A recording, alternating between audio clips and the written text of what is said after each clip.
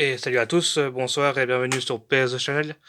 Et ce soir, je voulais faire une nouvelle vidéo, donc une petite vidéo de collection, hein. Donc je vais pas vraiment parler de montrer des jeux, des pièces de ma collection, mais je vais plutôt parler un sujet un peu sensible, hein, qui est souvent reproché aux collectionneurs de PS2, hein, parce qu'en fait, on va parler vraiment aujourd'hui des tranches qu'on a sur PS2, et là j'ai pris des jeux là, concurrents à la PS2. Donc sur Xbox, on avait toujours ces couleurs-là comme ça. Et sur GameCube, bon là c'est un mauvais exemple, mais j'en prends un autre. Donc voilà, on avait vraiment toujours eu des tranches colorées comme ça. Et donc sur PS2, on avait toujours cette tranche blanche en pâle en fait. Donc dans cette couleur très uniforme avec du noir sur du blanc. Donc voilà, on va parler de ce débat-là, hein, qui fait un peu polémique, hein, même pour les collectionneurs PS2, hein, pas pour ceux qui font du palais fer, parce que ça les dérange pas non plus. Alors moi, on va essayer de tenter de comprendre un peu pourquoi Sony a décidé de sortir sur cette typographie-là en Europe. Il faut savoir déjà de un que quand comment il s'appelle encore, Ken Kutaragi, hein, le père de la première PlayStation, le père de la PS2 et le père de la PS3, donc le premier président de Sony Computer Entertainment, donc qui était l'architecte en fait de la PS1, de la PS2 et de la PS3, comme je viens de dire, était une personne en fait qui voulait vraiment faire de sa console, que ce soit la PS1, la PS2, la PS3, une console pour adultes. Donc il ne voulait pas ce côté couleur un peu enfant comme ça, il voulait vraiment un truc sobre, mature, adulte pour des adolescents ou des adultes en fait. Donc vraiment avec ce côté un peu sobre comme ça, qu'on a une bibliothèque comme ça avec des jeux comme ça.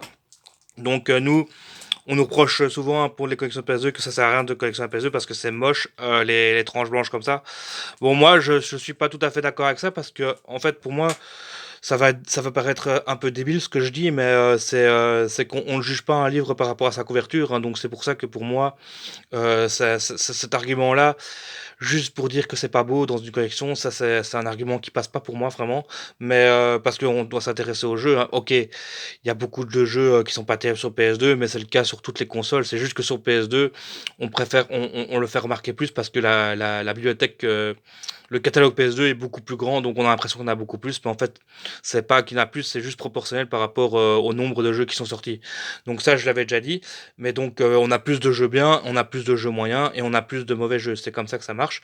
Mais donc voilà. Donc pour ce qui est de cela, donc comme j'ai dit, c'est vraiment ce côté adulte que voulait avoir Sony, ce côté très mature en fait, d'avoir comme des espèces de livres en fait dans une bibliothèque en fait, hein. Vraiment ce côté qui n'est pas enfantin, quoi, qui est vraiment différent.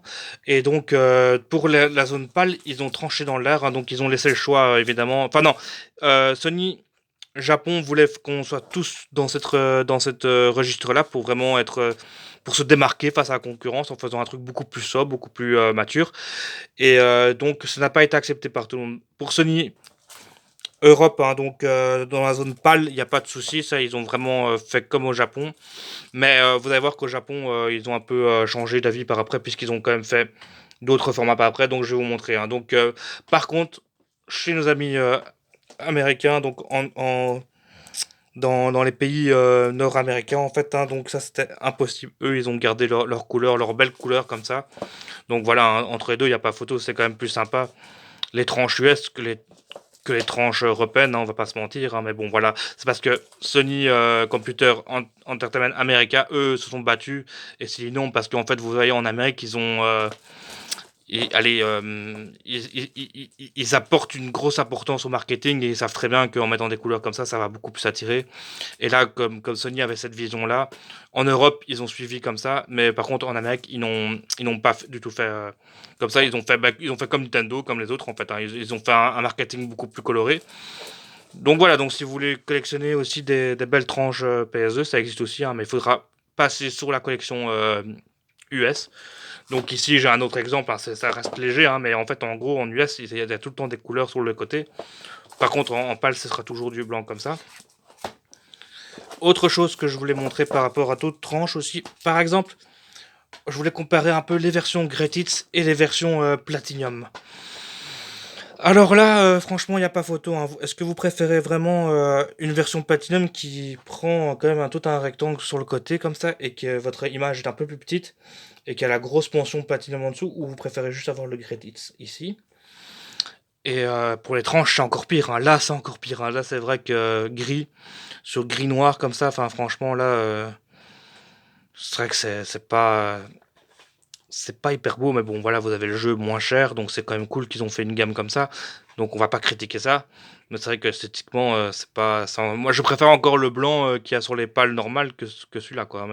Et chez Greated Hits, ben voilà, ils ont fait comme ça. Donc eux, ils ont gardé leur typographie avec leur couleur ici, sauf qu'ils ont mis un peu de rouge en bas. Et ils ont mis un peu de rouge au-dessus. Nous, on a mis du gris, hein, pour le platinum, hein. Donc voilà, donc choix assez discutable pour la version pâle. La version américaine, Greatest Hits, me dérange pas trop en soi, hein. Moi, ça me dérange moins d'avoir des Greatest Hits que du Platinum quand même, hein. Mais bon, ça c'est comme ça quoi. C'est Sony qui a décidé, hein. Donc voilà, ça c'était pour l'US, hein. Donc voilà, si vous voulez avoir des chouettes tranches, hein, vous pouvez collectionner en US, il n'y a pas de souci pour ça. Et puis même, hein, pour le 60 Hz et tout, je vous conseille quand même de collectionner US, ou alors peut-être pas collectionner, mais de vous intéresser et voir ce qui se fait. Ici, on a une autre édition donc du Japon. Je vais pas prendre celle-là en premier, je vais prendre une classique en premier. Voilà, ben, celle-là, parce qu'elle est magnifique, celle-là. Donc ici, on a du Final Fantasy 10 de Squaresoft, hein, donc avec la version internationale, hein, qui est magnifique, hein. Donc voilà, ici, on a la même typographie que la version européenne, hein, que j'ai montré juste avant. Donc c'est exactement la même chose, sauf que c'est écrit en japonais en fait, hein. Donc voilà, donc Sony avait quand même cette volonté de faire ça partout dans les trois continents en fait, enfin en Europe, au Japon et en Amérique. Comme on a vu en Amérique, ils n'ont pas suivi le mouvement, mais voilà, donc ils ont fait ça, donc un peu particulier, mais voilà, ils avaient leur vision à eux, hein. C'est la version de Ken Kutaraji, mais après, vous allez voir qu'avec les années qui passées, ils ont quand même changé, ils ont quand même changé après. Alors que nous, on est resté vraiment logique du début jusqu'à la fin avec les pales. On est resté tout le temps dans le même truc que Sony, que au Japon ils ont changé par après, hein. Donc ici, on est sur une autre version encore. Donc ici, c'est une édition un peu spéciale, hein. C'est la best-seller, hein. Donc best-seller, c'est un peu comme Platinum, comme The Best en fait, hein. Donc les éditions The Best ou les éditions Best of un éditeur. Enfin, vous voyez, au Japon, en fait, en Europe, on a souvent Platinum ou Essential sur PS3, mais dites-vous qu'au Japon, ils ont des rééditions comme ça, mais beaucoup plus en fait, hein. Ils ont même des jeux qui s'appellent Konami Palace, où ils font des compilations de jeux de Konami ou de Metal Gear et tout ça. C'est vraiment des jolies pièces aussi à avoir. Ils ont des éditions The Best, ils ont des éditions, ben, par exemple celle-ci, un Best of Bethesda, donc c'est encore une édition The Best, sauf que ça c'est d'un éditeur en fait. Donc voilà, et donc je voulais vous montrer que là, voilà, ils ont mis leur truc doré, ils ont mis le truc, donc ça reste cohérent par rapport à la réédition comme en Platinum en fait. Vous voyez, sauf que là, comme c'était en or, enfin, ils ont mis les caractères en doré comme ça quoi. Donc voilà, ça existe aussi. Donc voilà, donc là pour le moment ça reste cohérent. Par contre, là où ils ont viré de bord après, c'est qu'ils sont passés sur des jaquettes comme en US en fait. Donc voilà, donc en fait,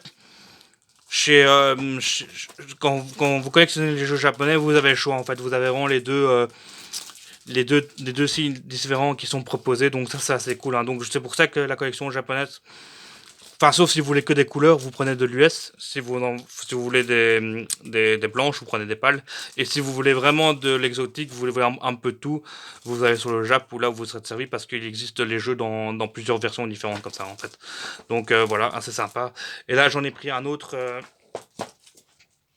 ici qui est donc celui-là c'est Beautiful Katamari. Et voilà, là ils sont aussi, pour le coup, ils ont fait aussi une couleur, enfin une étrange de couleur sur la tranche quoi. Donc voilà plusieurs tranches de jeux PS2, hein. Donc voilà, c'était vraiment pour vous dire. Donc voilà, c'était vraiment la vision de Ken Kutaraji. Même Ken Kutaraji au début, il voulait même pas de Crash Bandicoot, et après finalement il s'est ravisé. Et comme Crash Bandicoot a vendu beaucoup de consoles, pareil pour Ratchet Clank. Ah oui, je peux vous montrer aussi Ratchet Clank en la version Jap qui est sympa aussi.